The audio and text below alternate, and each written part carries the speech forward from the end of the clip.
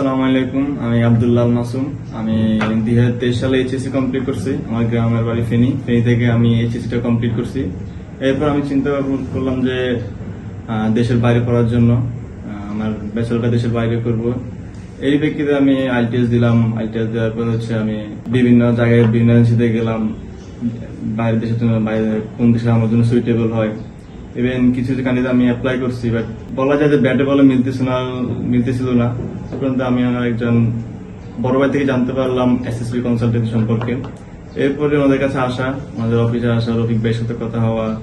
এরপরে আমি চিন্তা ভাবনা করলাম কোন কান্ট্রিতে, ইউরোপ হোক, যে কোনো কান্ট্রিতে হোক, কোন কান্ট্রিতে ভিসার ইস্যু ভালো।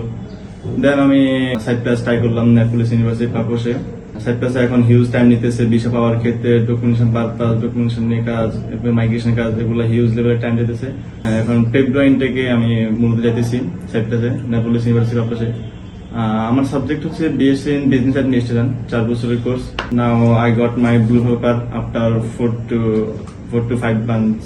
It's a huge time, and এখন আমি পাপোস যাইতেছি, নেপোলিস ইউনিভার্সিটি পাপোসে যাইতেছি। এরপর আমি বলবো যে যদি কারো দেশের বাইরে পড়াশোনা, ব্যাচেলার, মাস্টার্স, যে কোনো কান্ট্রি নিয়ে যদি কোনো কুইরি থাকে, আপনারা এসএসবি কনসালটেন্সিতে আসুন, রফিক ভাইয়ের সাথে কথা বলুন, রাব্বানি ভাই আছে ওনাদের সাথে কথা বলুন। They are very helpful for everyone, not only me, not only any other guys.